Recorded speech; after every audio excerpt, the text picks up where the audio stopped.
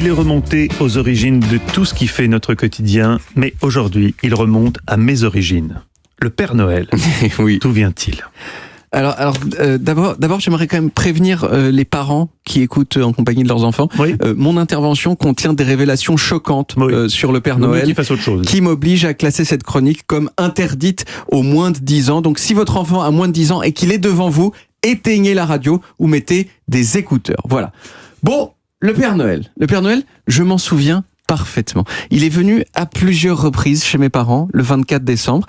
Il est jamais resté très longtemps et surtout, il disait rien. Juste, il souriait, mais quand même, il venait avec un grand baluchon sur le dos, plein de figurines de Musclor, et donc Fisto, et c'était incroyable. Encore aujourd'hui, les visites du Père Noël, ça compte parmi les meilleurs moments de ma vie.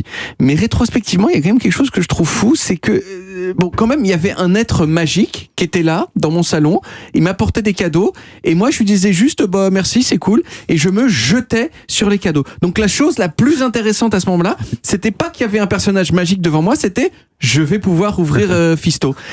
Je lui posais aucune question au Père Noël, je m'intéressais pas à lui, je m'en foutais. Je veux dire, si aujourd'hui il y avait une fée lumineuse qui volait dans le ciel pour m'apporter une Rolex, la Rolex, ce serait clairement la deuxième chose la plus marquante du moment derrière la fée. Oui. Mais quand on est enfant, on est con, c'est comme ça. On est égoïste quand on est enfant.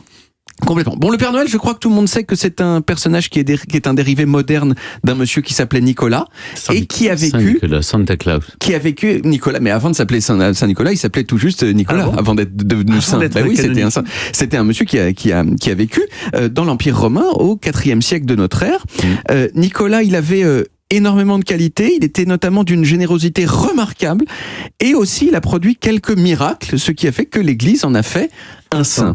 Et dès le début du Moyen-Âge, il y a un culte qui s'est développé autour de lui et qui a grandi très vite, notamment autour de la date anniversaire de sa mort, le 6 décembre.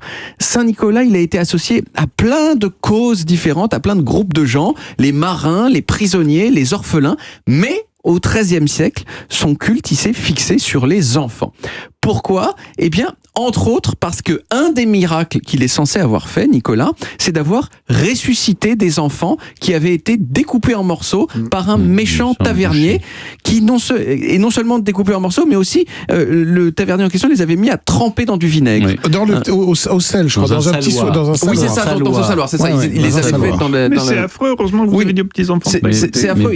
Il voulait en faire des pickles, vous voyez. Et Saint-Nicolas, il est arrivé et hop, il les a ressuscités. Il a demandé à manger de la... C'est la chanson « Ils étaient trois petits enfants qui s'en allaient glaner au champ ». Je crois qu'ils ont bu des vides. Exactement, ils sont très forts.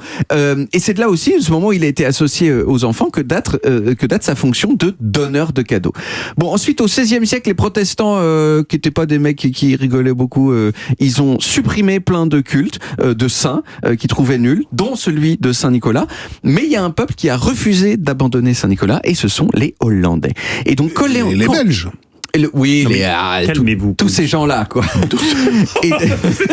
Mais tous les gens de l'Est.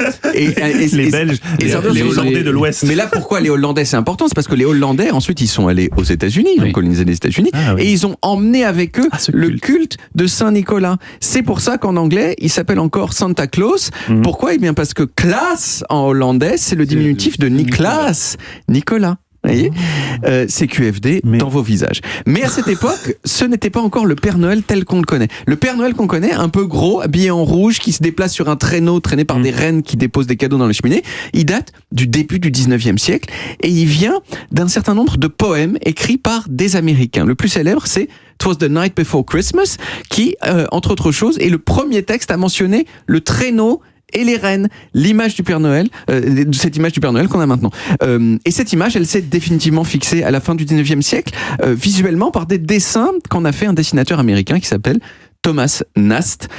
Voilà, je l'ai apporté ici. Regardez, voyez. Alors ça, c'est quelle époque? Dites-nous l'année. Ça, c'est fin du 19e siècle. 1885, quelque chose comme ça. Ça ressemble déjà beaucoup au Père Noël. Bon, c'est beaucoup au Père Noël, quand même. Il fume la pipe. Aujourd'hui, il fume plus la pipe, le Père Noël. Aujourd'hui, il fume plus la pipe, mais il est déjà rouge. Il a sa grosse barbe, il a son chapeau rouge, tout ça.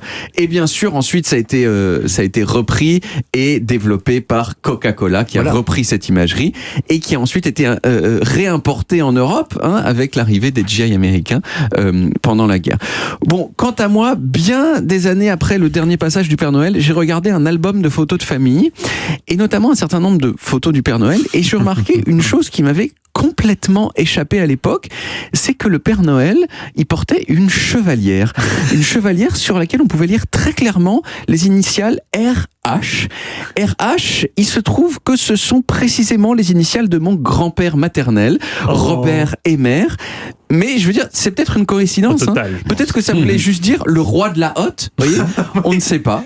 Jusqu'à ce jour, je ne sais pas. Oh, c'est tellement touchant cette histoire. Mais alors, merci David. Ça veut dire, si j'ai bien compris, et moi franchement je l'apprends, c'est-à-dire que par exemple en 1932, on fêtait pas Noël avec le Père Noël comme ça, avec cette imagerie du Père Noël. Ça a été vraiment boosté après l'arrivée aux États-Unis. Si. Non, je parle en Europe. Aux États-Unis, si. Non, on fêtait Saint-Nicolas. On faisait la Saint-Nicolas. Mais est-ce que le Père Noël à l'origine n'était pas vert d'ailleurs? Est-ce qu'il n'est pas devenu rouge plus tard? Alors jusqu'à Thomas Nast, il s'était pas du tout fixé. C'est-à-dire qu'il y avait il y a même un historien du Père Noël qui raconte, moi j'ai des images du Père Noël qui ressemblent à George Washington tout maigre avec une perruque sur un balai de sorcière. Vous voyez.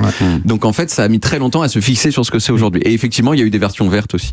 Ce qui est intéressant dans ce que vous dites, c'est qu'il existe des historiens du Père Noël. Et donc tous les métiers existent, et c'est un message pour nos jeunes auditeurs. Merci David. On retrouve les origines en podcast sur toutes les applis audio et en vidéo sur YouTube, Dailymotion et sur le site europe1.fr.